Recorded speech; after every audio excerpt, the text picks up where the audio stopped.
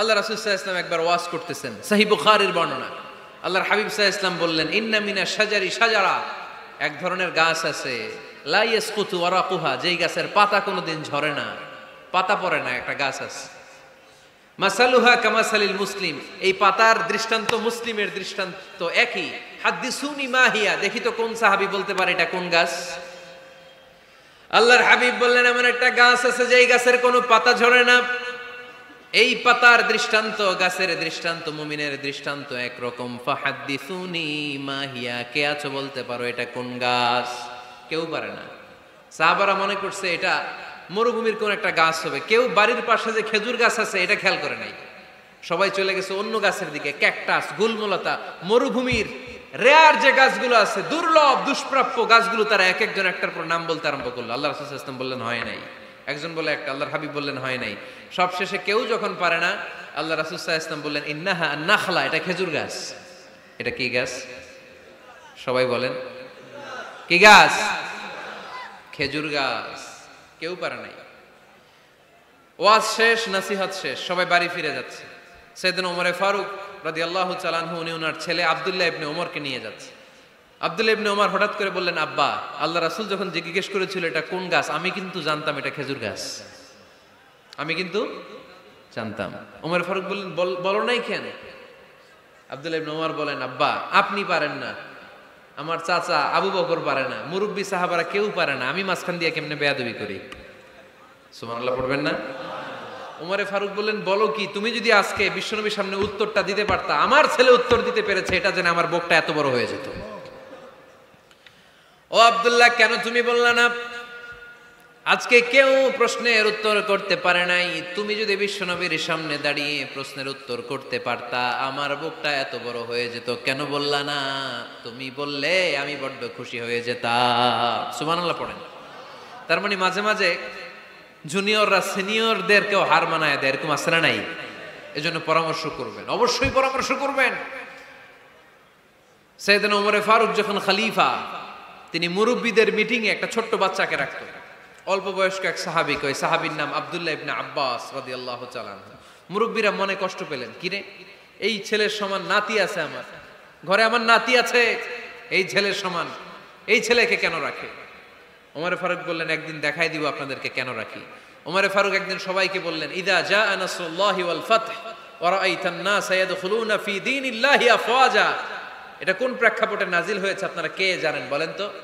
এক সাহাবী বললেন, এই সূরা দ্বারা বোঝানো হয়েছে আমাদের যখন বিজয় অর্জিত হবে তখন যেন আমরা বেশি বেশি আল্লাহর প্রশংসা করি। ওমর ফারুক বললেন, উত্তর হয় নাই। আরেক বয়স্ক সাহাবী বললেন, আমাদেরকে রব্বুল আলামিন বড় বড় শহর বিজয়ের ব্যাপারে আদেশ দিয়েছে, এই সূরা দ্বারা আমি এটা বুঝেছি। ওমর ফারুক বললেন, হয় নাই। কেউ যখন উত্তর করতে পারে নাই, ওমর ফারুক বললেন, ও আব্দুল্লাহ ইবনে আব্বাস, তুমি এই সূরার ব্যাপারে কি জানো?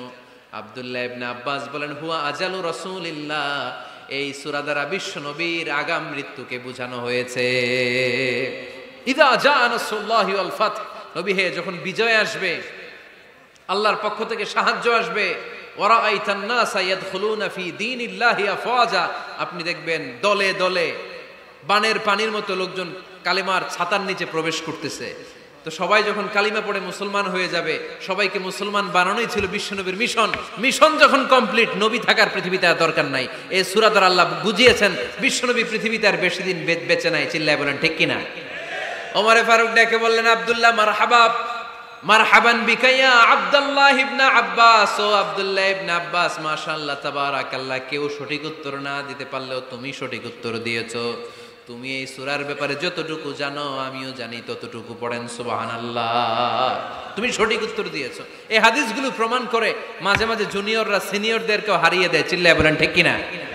এজন্য মাঝে মাঝে বাচ্চা ছেলেদেরও পরামর্শের দরকার আছে না নাই? ঘরে সুখ নাই, শান্তি নাই, কারণ পরামর্শ করেন না তো। আব্বা আম্মার পরামর্শ নেন, স্ত্রীদের পরামর্শ নেন, ছেলে মেয়েদের পরামর্শ নেন। গুরুত্বপূর্ণ সিদ্ধান্ত নেওয়ার আগে পরামর্শ করে সিদ্ধান্তগুলো নেওয়ার দরকার আছে না নাই? পরামর্শ করে ফ্যামিলি মিটিংয়ে যদি আমরা সিদ্ধান্ত নেই, ওই সিদ্ধান্তে বরকত দিবে কে? আওয়াজ করে বলেন, ওই ঘরটারে বরকতময় করে কে? কয়টা গেল? 7টা। 8 নাম্বার হচ্ছে, প্রত্যেকটা ঘরে এক একটা পারিবারিক পাঠাগার গড়া চাই, ফ্যামিলি লাইব্রেরি। কার কার ঘরে পারিবারিক পাঠাগার আছে দেখি সুজানগরে? মাশাআল্লাহ, মাশাআল্লাহ পড়েন, আওয়াজ করে পড়েন মারহাবা। যাদের ঘরে নাই তাদের ঘরে একটা পাঠাগারের দরকার আছে না নাই? একটা শোকেস বানাবেন, ওখানে ইসলামী বইগুলো রাখবেন, ইসলামী সাহিত্যগুলো রাখবেন, তাফসিরগুলো রাখবেন, হাদিসের বইগুলো রাখবেন। একটা পারিবারিক পাঠাগারের দরকার আছে না নাই? কোরআনের প্রথম আয়াত হয়েছে পড়ো। কোরআনের প্রথম আয়াত কি?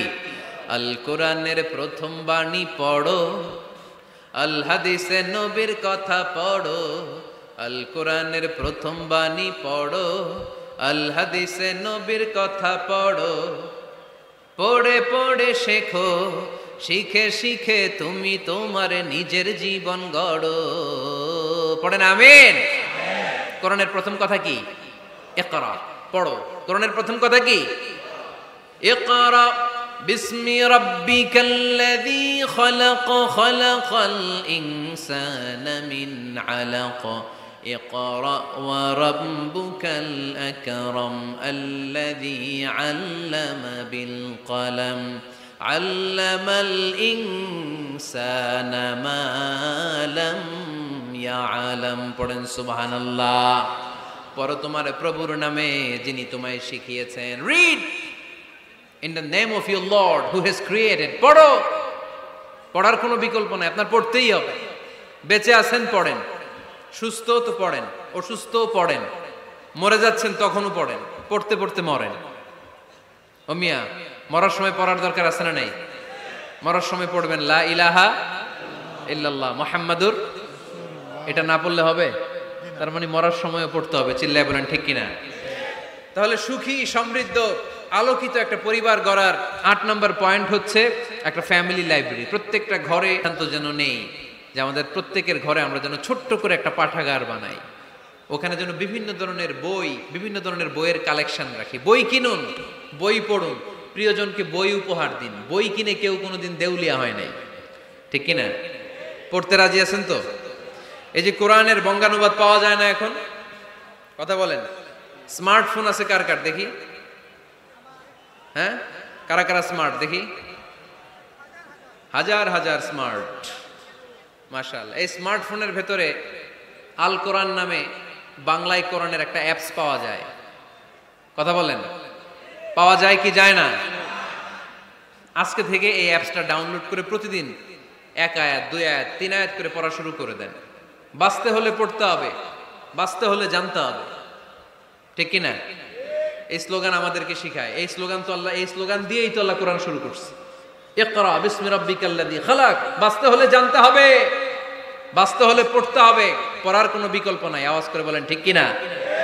সুজানগরের রায়েরা, মোবাইলের অ্যাপসের ভেতরে আমরা কোরআন রাখতে রাজি আছি তো সবাই? হাদিসের অ্যাপস ডাউনলোড করতে রাজি আছি তো? বাস রাজি আছি, ডাউনলোড করে রাইখা দেবো, আর কেউ পড়বো না নাকি? হ্যাঁ, প্রতিদিন একটা আয়াত হলেও যেন আমরা পড়ি। আল্লাহ যা বলা দরকার সব বলে দিয়ে গেছে, নতুন করে আর কিছু বলবে না। আমরা যেন পড়াশোনা করি, আমরা যেন একটা পাঠাগার বানাই। আবারও কখনো আসার সুযোগ হলে আমি জিজ্ঞেস করবো, যদি আমার মনে থাকে, যে আপনাদের পাঠাগার আছে কার কার ঘরে। সেদিন সবার হাত তুলতে হবে। এমনি পারা যাবে তো? আল্লাহ তুমি তৌফিক দাও। এজন্য একা একা সিদ্ধান্ত নিবেন না, নারীদের কাছ থেকেও পরামর্শ নিবেন।